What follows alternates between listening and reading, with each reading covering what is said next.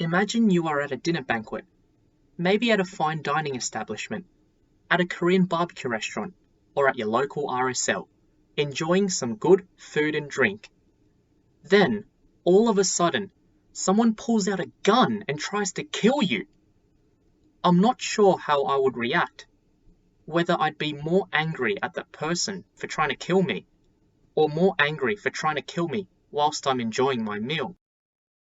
Well, listeners, today I'm going to tell you about the story of the Hongmen Feast, or in Chinese, Hongmen Yan, which was a dinner event that happened over 2,000 years ago in ancient China and was held to assassinate someone for trying to just enjoy his meal.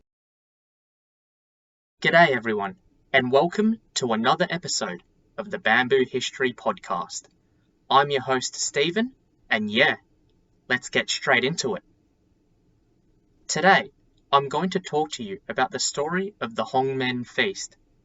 It's kind of like the Chinese version of the Red Wedding in Game of Thrones, except this actually happened in history. For those of you who don't know what the Red Wedding is, in Game of Thrones, the Red Wedding was held by one family who entirely massacres another family in that event. Sorry, spoiler alert there. It baffles me that some people actually think that Game of Thrones is real history. Excuse me, the things that happened in real life are found in the non-fiction part of the bookshop, not in the fiction section, mate. In order to explain the Hongmen Feast, which happened in the year 206 BCE, the background to this story is really important. The year 206 BCE was the same year that China's first imperial dynasty, the Qin Dynasty, ended. Before the Qin Dynasty was founded in the year 221 BCE by Emperor Qin Shi Huang, China was in a period of time called the Warring States period. In the Warring States period, China was split up into multiple states, kind of like ancient Greek city-states. Two of these states are crucial for the story I'm about to tell. The first state is the state of Qin, which you can guess by the name, conquered the other states and united China under the Qin Dynasty. And the second state is the state of Chu. The state of Qin was powerful as it united China, but the state of Chu was one of the states that rivaled the Qin for its territorial size and military strength. Hence, they put up really fierce resistance to the Qin, but they were defeated badly by them in the year 223 BCE. Being the main rivals of the Qin, the defeat and conquest obviously didn't sit well with the Chu, and it was recorded that the people of Chu bitterly resisted cooperating with the Qin government when they united China. From here, I would like to introduce our first character of the Hongmen Feast, Shangyu. Shangyu was born in the year 232 BCE into a family that had once served the state of Chu's royal family. Shangyu's grandpa was actually a general who was killed by the Qin army in battle. So you can imagine that Shangyu's family aren't really the best buddies with the Qin. When Shangyu was young, his uncle Shang Liang tried to teach him literature and swordsmanship. But Shangyu was very impulsive and blunt and straight up told his uncle that what he was teaching him was useless. Shang Liang was then like, well then what the hell do you want to do with your life? To which Shangyu replied, not sure yet, uncle, really not sure. That all changed when one day Emperor Qin Shi Huang, the first emperor of the Qin, was visiting the city that they had lived in. There was a massive procession and parade, and Shangyu and his uncle went to watch. As the emperor walked past them, Shangyu spoke to his uncle out loud. Uncle, I can replace that guy. His uncle froze in terror, covered his nephew's mouth, and was like, yo, what the fuck? You can't say that. You can't say that, buddy.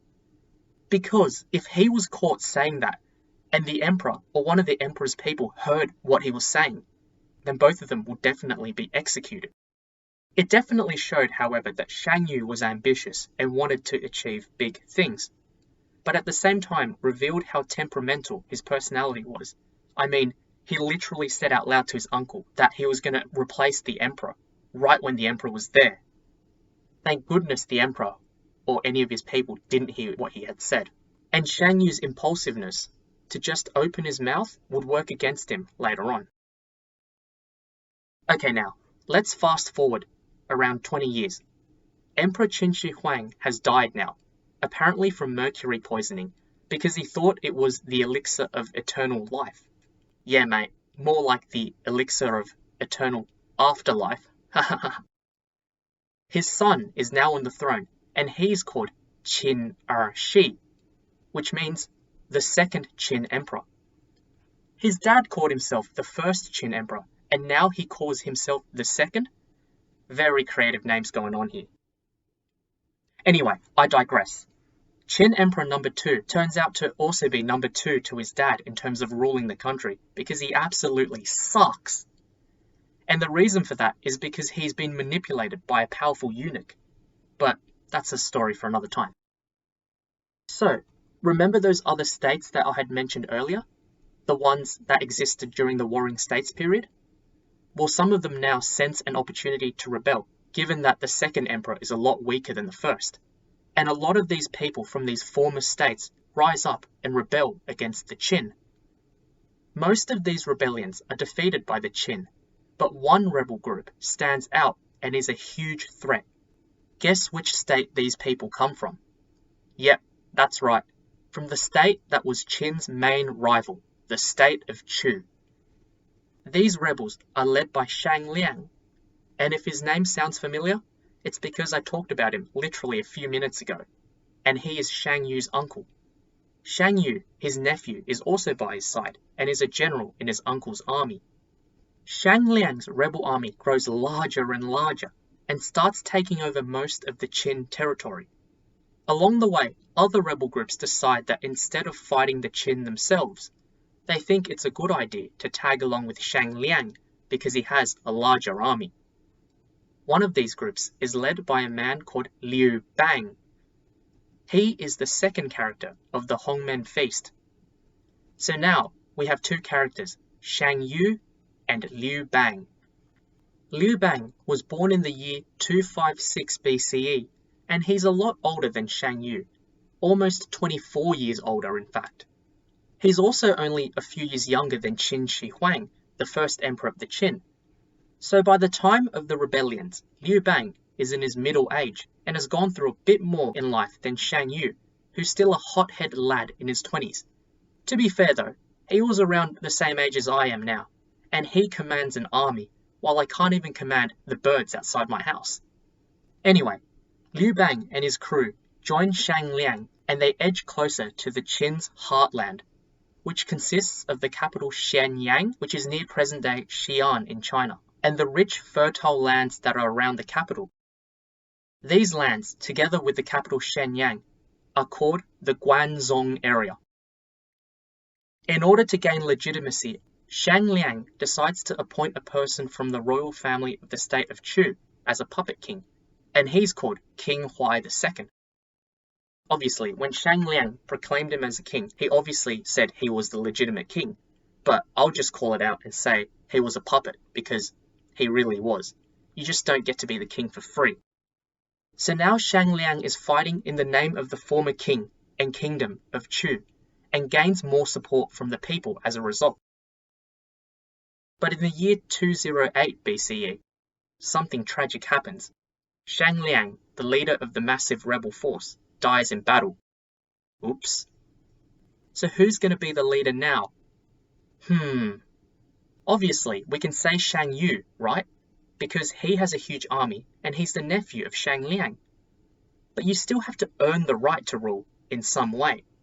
So King Huai II helps them out and issues an ultimatum to everyone. Whoever leads an army into the Guanzhong area, which is the Qin capital and the surrounding lands, defeats the Qin and makes the Qin emperor surrender, can become the king of the Guanzhong. Yes, King Huai II is only a puppet, and his words don't really mean anything at all. But there was a belief that whoever did take the Qin capital city and deposed the Qin emperor themselves would be deemed as the rightful person to take over the mantle as the next emperor. So it was definitely important that whoever wanted the throne had to be the one making the emperor surrender and take the Guangdong region. So the race was on. Shangyu had the largest army and was really capable in battle. But he was, as I said earlier, a blockhead, and engaged any enemies in front of him head-on by fighting them. He defeated them all, but fighting these battles took time, valuable time, especially if you're racing it against Liu Bang, who's a really sly dog. What Liu Bang did was, instead of confronting people head-on, he led his small army around the mountains, therefore avoiding any sort of confrontation, and reached the Guangdong area first. When he went to the capital city of Shenyang, he manages to get the Qin emperor to surrender to him, effectively ending the first ever Chinese imperial dynasty in the year 206 BCE.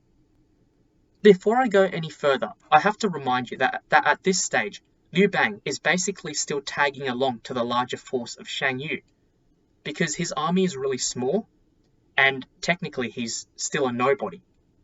Okay, so now Liu Bang has reached the Guangdong area, entered the Qin capital city, and made the Qin emperor surrender to him. What do you think Liu Bang's going to do right now? I would say that if I was in his position, I would definitely just take the throne to myself, because you've got the legitimacy now, and say, I am the emperor. And that's kind of what he initially did.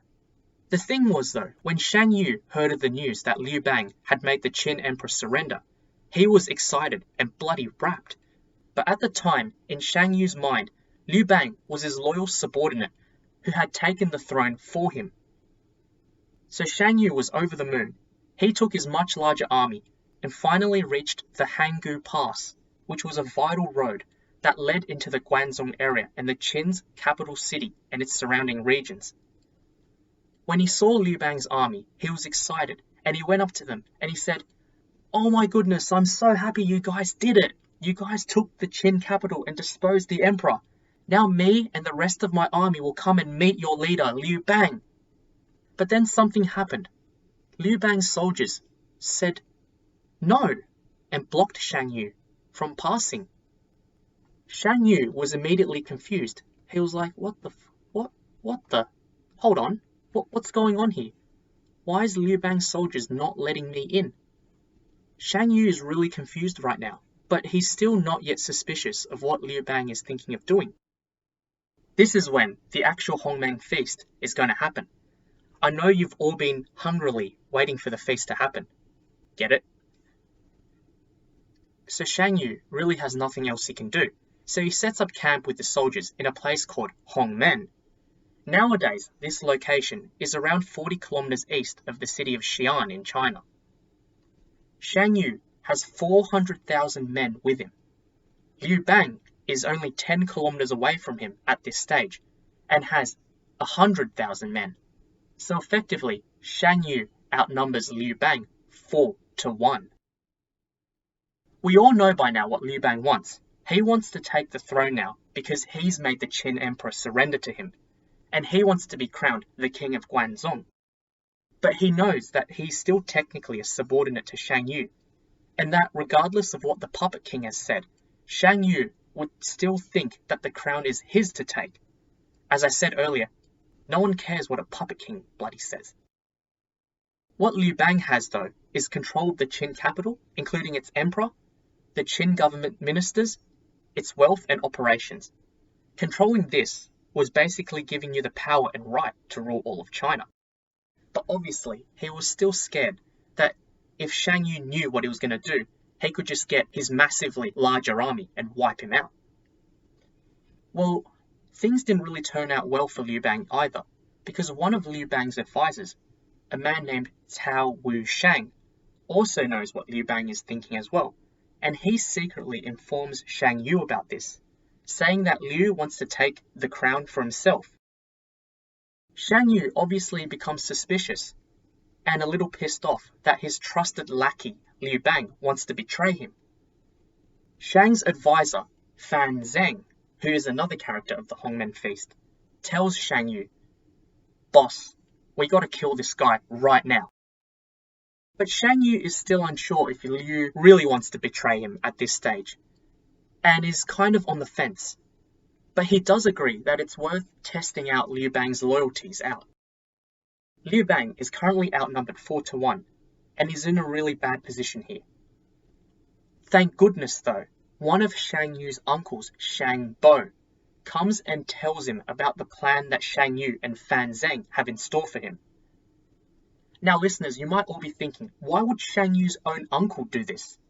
Because Shangbo is good friends with Liu Bang's advisor, Zhang Liang, who's another character in the Hongmen Feast. And Shangbo didn't want his mate to get hurt. So when Shangbo tells Zhang Liang then relays the information to Liu Bang. Liu Bang decides the best thing to do is to tell Shangbo that everything is okay. So he hosts a small feast. No, this isn't the actual Hongmen Feast yet. This is just a little teaser. And in the feast, managed to convince Shangbo that he had no intention of taking the throne. Shangbo seems to be like his nephew Shangyu because he believes in Liu Bang. What the hell? And he goes back to his own camp and tells Shangyu that you've got nothing to worry about.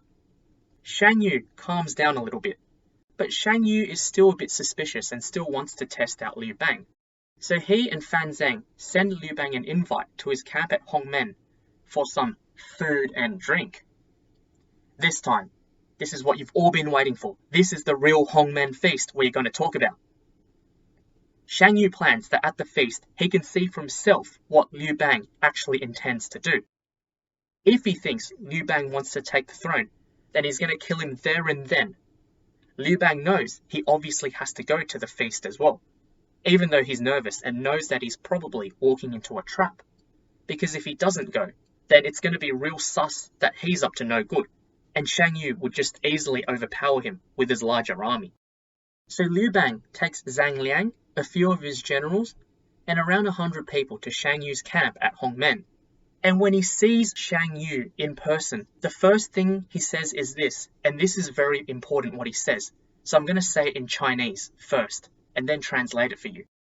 Liu Bang says to Shangyu, 当初我和将军一起攻打秦朝，我自己也没有料到能够先打进关中，攻破咸阳。听说有些小人在将军面前造谣重伤，挑拨将军和我的关系，希望将军不要听这些谣言。I'll break this line by line in what it means in English. So in the first line, Liu Bang says, initially, you, Shangyu, and I attacked the Qin together. By using the words you and I, he puts himself in the same boat as Shangyu, effectively letting Shangyu know that they're all in the same team. In the second line, and this one is very important, he says, I actually didn't expect that I would enter the Guangdong region first and capture the capital. For Shangyu, that really hits the spot for him, because what Liu Bang is saying is that he had never expected himself to enter the Guangdong region, because he always thought that Shangyu would enter the Guangdong region first, and he happened to do it by accident. By saying this, he's effectively deferring to Shangyu and implying that Shangyu deserves to be the first person to enter the Guangdong region. He then finishes off by telling Shangyu to not believe in the rumors that have spread around which will break their relationship apart. By now, me and all of you listeners definitely know that Liu Bang is obviously BSing here and bluffing his way out to try and convince Shangyu that he is loyal to him. And he does convince him because, as I mentioned earlier, Shangyu is a blockhead and a simple-minded idiot and believes everything that he hears and sees without much question. And his suspicion of Liu Bang is immediately dispelled after what Liu Bang said. In fact, Shangyu feels so bad for wrongly suspecting Liu Bang that he actually goes on the defensive, and his reply is almost apologetic in tone, showing you how simple-minded Shangyu is compared to Liu Bang. Shangyu says, and I'll quote first in the original Chinese script, 此沛公左司马曹无伤言之，不然即何以自此? What this means in English is that I was only doubting this because Cao Wushang told me about this. You idiot, Shangyu! You absolutely bloody tool! Cao Wushang isn't there at the scene, but I'm sure if he had heard what Shangyu had said, he'd be kicking himself right there and then, because with that one line, Shangyu effectively revealed to Liu Bang who the mole was that had led to this entire incident. You absolute tool, Shangyu. I cannot believe you said that. I feel bad for Cao Wushang, mate. I feel bad for him. Anyway, Fanzing, Shangyu's advisor, is also kicking himself as well, and he knows Liu Bang is bluffing. He gets increasingly worried now because he knows at least that Shangyu has now got no intention of killing Liu Bang. Fanzeng decides to take matters then in his own hands. So now they're all filed into the tent, sat down, and begin enjoying the feast. They are all seated in individual tables around a rectangular stage in the middle. Fanzeng decides that he needs to kill Liu Bang right now. So Fanzeng invites Shangyu's nephew, Shang Zhuang, to come up and perform a sword dance in front of Liu Bang. Liu Bang starts to sweat now because he probably knows that the so-called sword dance is just a way for him to be accidentally stabbed. You know, for example, I'm doing the sword dance, and go, oops, I slipped, and then the sword plunges into Liu Bang's heart, and they go, oh, it was an accident, you know?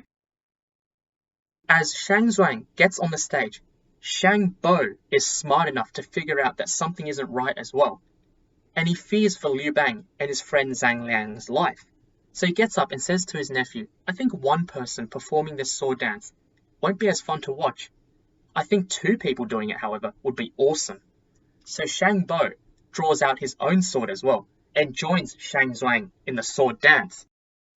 Liu Bang, at this moment, is really shitting himself, especially at the moments where the sword performance is directed right at him.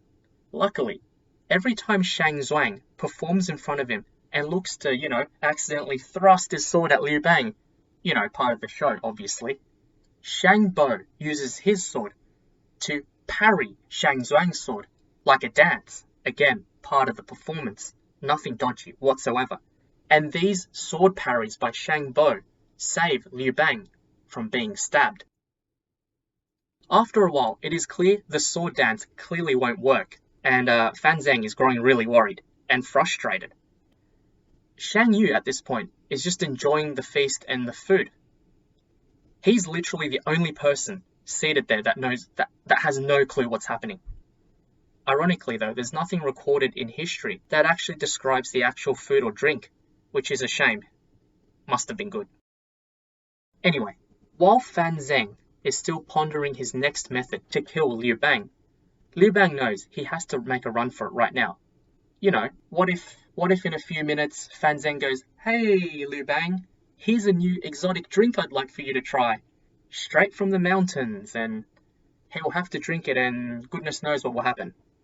So Liu Bang stands up, faces Shangyu, and uses the oldest trick in the book to bail out of a sticky situation like this. So he says, Shangyu, bro, I need to go chuck a piss. Shangyu by now is completely not suspicious of Liu Bang anymore, so he's like, yeah, alright, just go ahead and take your piss. And the method works. The oldest trick in the book, the so-called bathroom break. So Zhang Liang and one of his generals Fan Kuai follows Liu Bang to the bathroom, because, everyone needs a urinal partner, right? And they try to figure out what to do.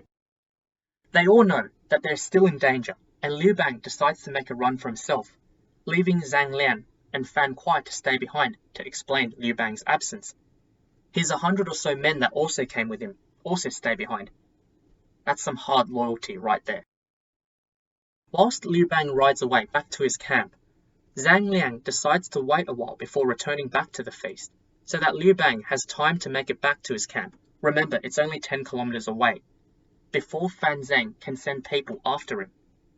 When Zhang gets back, he apologizes to Shangyu, saying that, I'm sorry Shangyu, I'm sorry General, my master Liu Bang, he had to leave, because I think he was just feeling a bit sick from the alcohol. I think he chundered a bit, he vomited all over the toilet seat. He's really weak on the alcohol, and he gets a lot of Asian flush from it. Shangyu didn't seem to be bothered at all by the sudden departure, and he was like, oh, of course that guy. When I saw his face, I knew he'd be weak in alcohol. I knew he couldn't take alcohol well. He He looked red as a tomato. And Zhang Liang, on behalf of Liu Bang, gave Shangyu a gift, which he happily accepted. So he basically was totally fine from everything that had happened. Fanzing, however, was really pissed off, knowing full well that they had missed a prime opportunity to get rid of Liu Bang. Later, when the feast finished, he actually takes that gift that was given by Liu Bang and breaks it, and he cries in anguish, saying, "Oh my goodness, my master is such a tool! Why am I so unlucky to be his advisor?"